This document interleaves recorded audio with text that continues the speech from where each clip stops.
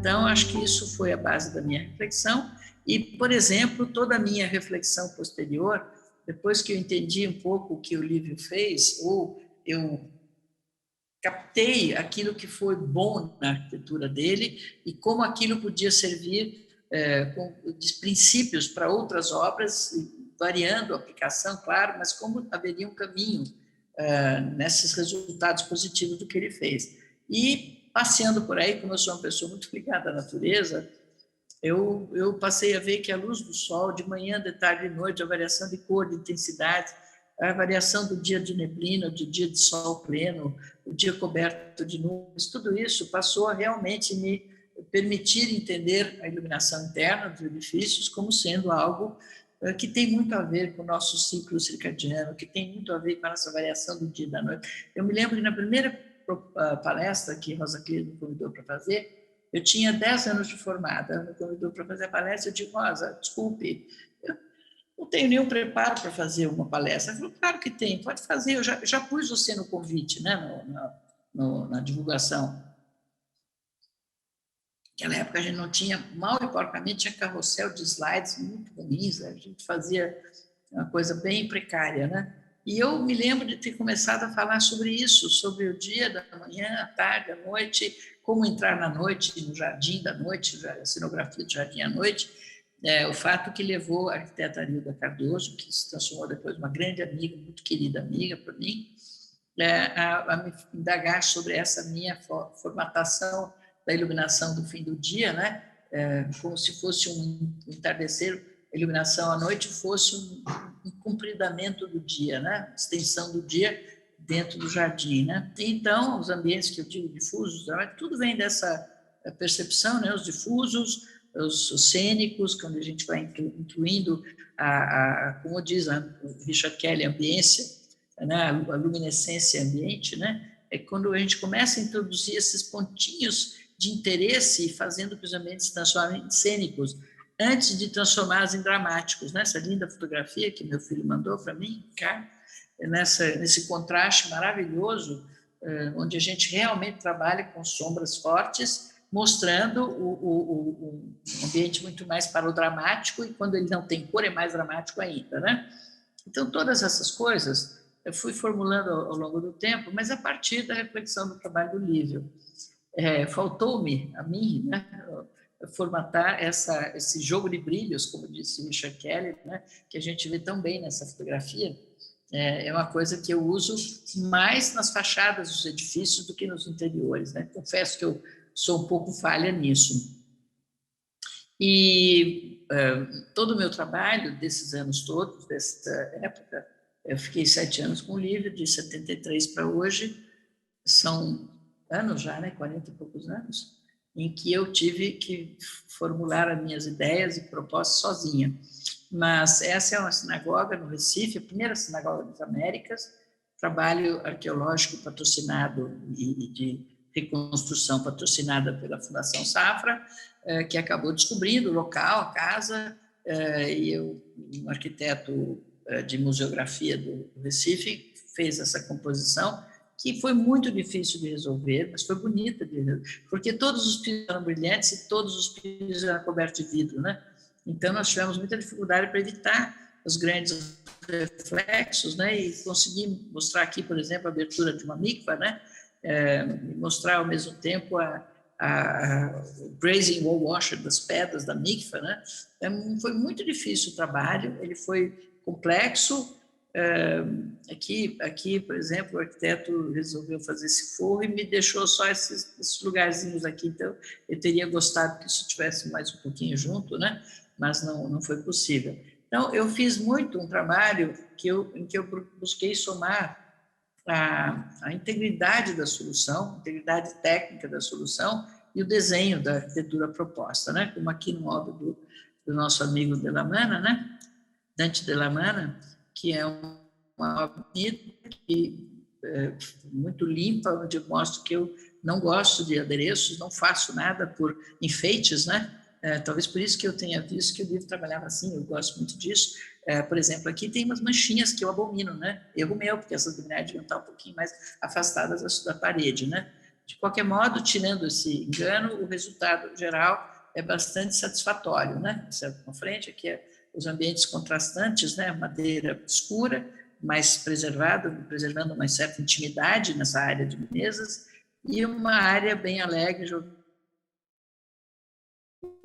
onde as pessoas se servem, né? Porém, muitos arquitetos como Dante têm o hábito de fazer os lavatórios, né, os ambientes de lavatórios de toaletes, com uma cenografia melhor. É muito bonito o desenho e a gente tem que cumprir, né? Apesar de ter muita escuridão aqui, as mesas, as pias de inox salvam a parte, a gente consegue dar um brilhozinho, né? É um brilho focal mesmo, né? Aqui no auditório do Hospital Samaritano, onde a cenografia também faz parte. Veja, em alguns lugares a gente não pode fugir de uma certa cenografia, né? Porém, em outros locais, a performance da eficiência da iluminação, do conforto da iluminação, com uma certa graça, né? Por exemplo, o que a gente fez aqui? Supor fazer uma iluminação que imaginasse pequenas clarabóias, né? Para dar aos funcionários do hospital, que esse é o refeitório dos funcionários, uma certa respiração no meio de um trabalho que é muito, muito, muito exigente, o trabalho dos enfermeiros e médicos, etc., né? E, em contraste, o restaurante para os visitantes e acompanhantes, né? Que é um restaurante fino, elegante, etc., né? Aqui também algumas obras, eu estou mostrando isso para evidenciar que eu busquei realmente, todos os meus trabalhos têm esses princípios que eu citei, que eu aprendi com o livro e desenvolvi ao longo do meu trabalho, né? Vejam que isso aqui é uma obra do Aflalo, Gasperini, Luiz Felipe Aflalo, e queria que essas superfícies de uma pedra única fossem valorizadas. E aí, pé direito alto, me restou apenas fazer uma iluminação muito intensa aqui no piso, cujo reflexo para as laterais, né?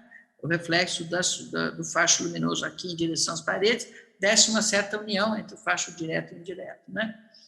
É uma solução que combina um pouco do conhecimento da técnica com o desenho correto e discutido com o arquiteto. A única coisa que me surpreendeu negativamente foi que eles, em vez de colocar as luminárias soltas aqui, onde não haveria esse brilho, isso não é a luminária que está brilhando, isso é o facho luminoso que está aqui em cima e que pega um pedacinho do preto, que não é preto, ele fica brilhando, ele brilha, porque o preto acaba refletindo a luz, né?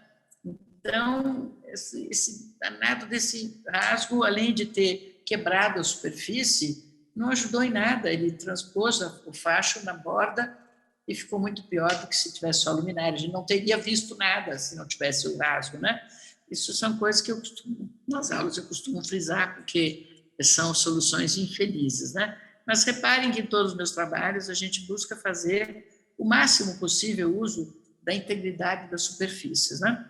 Agora, aqui a gente vê um trabalho que tem alguma... É muito engraçado, porque eu fiz o Copacabana, porque esse foi um trabalho que causou uma reação no pessoal do Rio de Janeiro, né? Os habitantes, os colegas, os amigos, muitas vezes as pessoas me telefonavam, foi você que fez, puxa vida, está tão legal e tal. Até a Globo me entrevistou para dizer, e a menina da entrevista, que acabou fazendo entrevista por telefone, porque eu não tinha condição de atendê-los, né? Disse assim para mim, eu queria só saber uma coisa, quando a senhora foi, olha só o que ela falou para mim, quando a senhora foi para o outro lado da Avenida Atlântica para olhar o hotel, né, e ter o seu insight da solução, né, o que foi que a senhora pensou? Como foi que a senhora chegou nessa discussão? Eu falei, bom, em primeiro lugar, eu não atravessei a Avenida Atlântica, eu não sentei na calçada, não olhei para o edifício, eu olhei para a fachada, que foi entregue, o desenho da fachada, comecei a desenhar as alternativas que eu queria fazer, onde eu podia pôr a luz, o que eu queria enfatizar, as cornigens, etc., né? Então, as pessoas imaginam que quando a gente projeta, a gente tem assim um insight que o anjo divino joga um facho luminoso na nossa cabeça e, de repente, a gente pensa numa solução espetacular. Não é nada disso, né? Inclusive, essa solução aqui foi a quarta ou quinta que eu consegui fazer, porque nada podia embutir, nada podia ter alimentação, então as restrições foram muito grandes, né? Mas o fato de ter um trabalho cenográfico discreto, hein? Cenográfico muito discreto, né? Diga-se de passagem, já causou uma impressão assim extremamente positiva na população de forma geral, né? E aí veja o Entrada do Boston, a velha Entrada do Boston, antiga, né?